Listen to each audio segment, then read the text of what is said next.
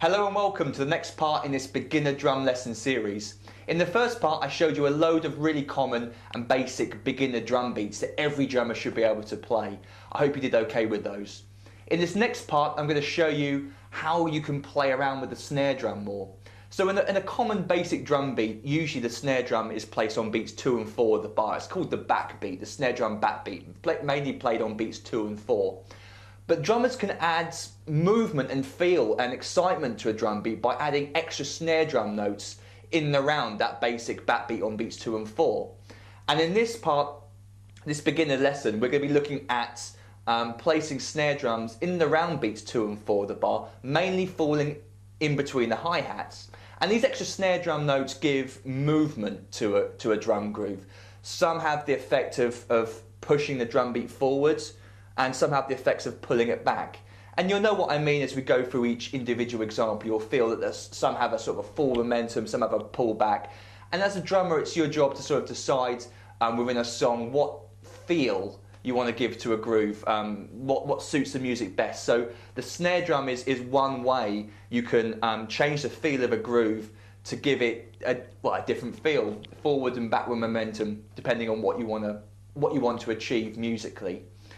So before we go through the examples themselves, let me now explain to you how the drum beats are going to be structured and how we're going to count them. So to keep things nice and simple, and so that we can focus purely on what the snare drum is playing, all of the drum beat examples are going to contain the same hi-hat pattern and the same bass drum pattern.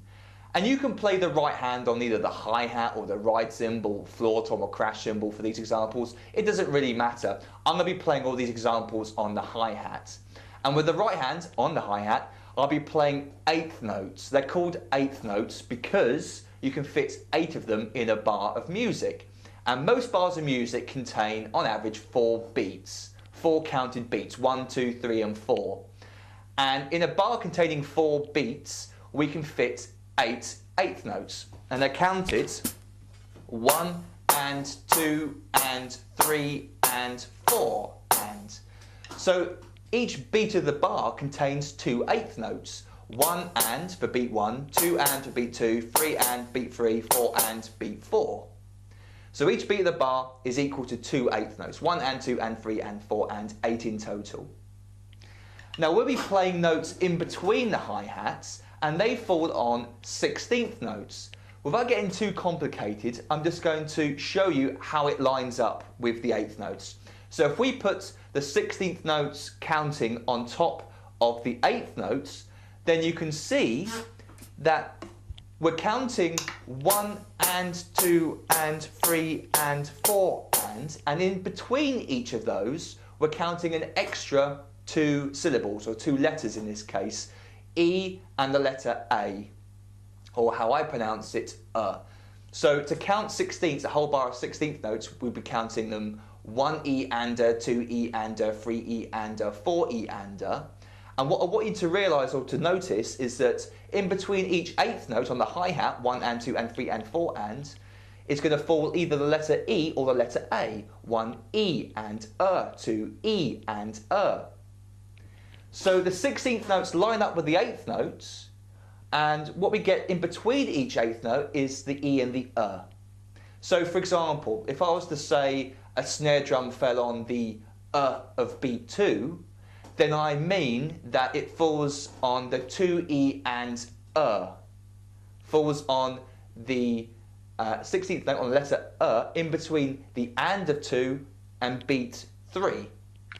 So that's useful to understand when we go through the examples, is that the snare drum, extra snare drum notes could be falling on either an E or an somewhere within the bar. So it's useful to understand that if I refer to the of beat 2, then it's the after beat 2, 2 E and like that. So the bass drum is going to be playing on beats 1, beat 3, and the and of beat 3.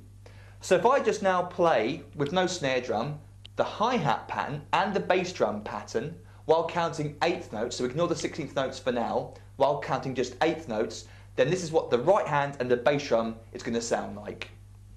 1 and 2 and 3 and 4 and bass and 2 and bass, bass, 4 and like that. The snare drum is always going to be played on beats 2 and 4 of the bar.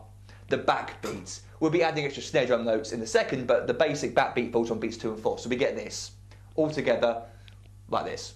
1 and 2 and 3 and 4 and 1 and 2 and 3 and 4 and.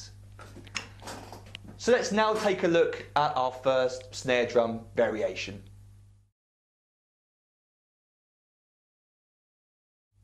For snare drum pattern A, we have an extra snare drum falling on the of beat 2, in between the hi-hats on the and of beat 2 and beat 3. So our right hand's keeping steady eighth notes all the way through, and the left hand is just going to drop in between the right hand on the of beat 2, in between the and of 2 and beat 3. And it's important that that left hand drops exactly in the centre of the right hand, so that we're not putting it close to the beat 3 or too close to the and of 2. It's exactly in the middle. And 3, right, left, right. So if your right hand's keeping steady eighth notes and you're going to drop the left hand in between, then it's going to sound exactly in the middle. Right, left, right, right, left, right, exactly in between the right hand. It's important that it is placed exactly in between, otherwise it's going to sound slightly different. So let me now play for you the drum beat slowly with me counting out loud.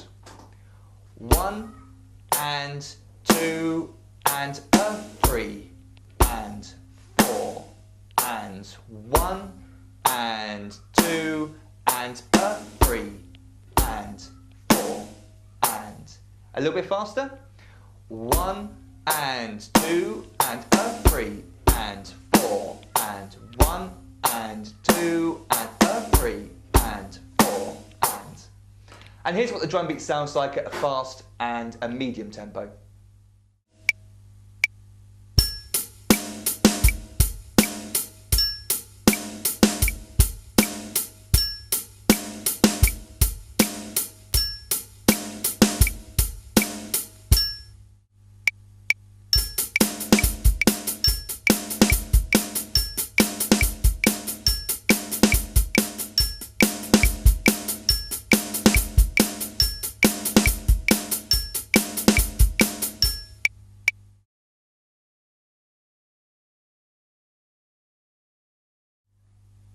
For snare drum pattern B, we have an extra snare drum falling on the E of beat 3. So in between the hi-hats played on beat 3 and the and of beat 3. So this snare drum gets played just after beat 3. In the previous example, snare drum pattern A, we had the snare drum falling just before beat 3. Now we have it falling just after beat 3. In between the hi-hats on 3 and the and of beat 3. 3, E, and. 3, E, and. And just like the first example and just like the rest of the examples in this lesson, they'll be falling exactly in between what the right hand is playing. So let me play the drum beat for you slowly with me counting out loud. 1 and 2 and 3 E and 4 and 1 and 2 and 3 E and 4 and a little bit faster.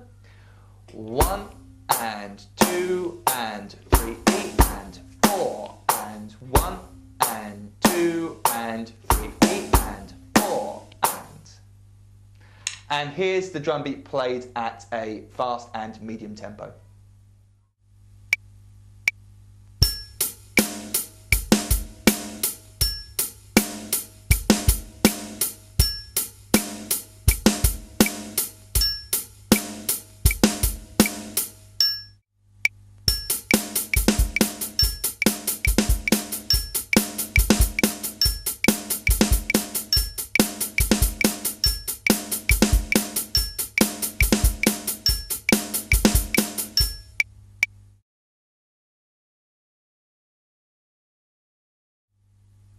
So for the first two examples, snare drum pattern A and B, we had the single snare drum note. We had the snare drum falling on the O of beat 2 just before beat 3, which is a common way of pushing the drum beat forwards. Maybe you noticed it had sort of a forward pushing effect. 1, 2, a 3 and 4, 1, 2, a 3. It sort of pushes into beat 3.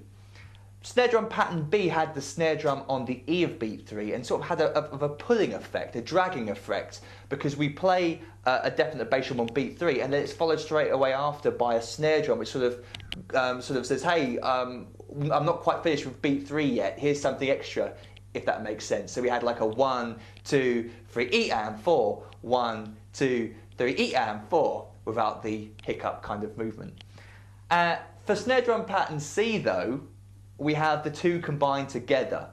And this is a really, really common snare drum pattern, heard in loads and loads of songs. For example, this snare drum pattern is used by Dave Grohl in the song Smells Like Teen Spirit. This is the snare drum pattern he plays over the top of the quarter notes on the hi-hats. So it is a really common and very popular and very cool sounding snare drum pattern. And all it is combining snare drum pattern A and B together. So we have a snare drum falling on the of beat 2 and the E of beat 3 in between the hi-hats. And it's two snare drums in a row in between the hi-hats. So from the and of beat 2, we get this effect, right, left, right, left, right, and a 3E and. Two snare drums in between the hi-hats on the snare drum, as I just said. And a 3E and a 3E and. Right, left, right, left, right. That's the effect, that's literally what's going on, right, left, right, left, right. So just the hands on their own, we get this, 1 and 2, right, left, right, 4, and 1 and 2 and a 3E and 4 and. Let me now play the drum beat for you really slowly with the bass drum. 1 and 2 and a 3E and 4 and. So notice the of beat 2 precedes the bass drum on 3, then we have another snare drum in between the hi-hats on the E of 3, and then the second bass drum on the and of beat 3 after the snare drum. So we get a 3E and, snare, bass. Again, slowly. 1 and 2 and a 3E and 4 and. And the bass drum's going to be coming down with the right hand, obviously, after each snare drum note falls in between the hi-hats. A 3E and, a bass. Let me try and play it a little bit faster for you now with me counting out loud again. 1 and 2 and a 3E and 4 and 1 and 2 and a 3E and 4 and 1 and 2 and a 3E and 4 and 1 and 2 and a 3E and 4 and. And here's what it sounds like at a faster medium tempo.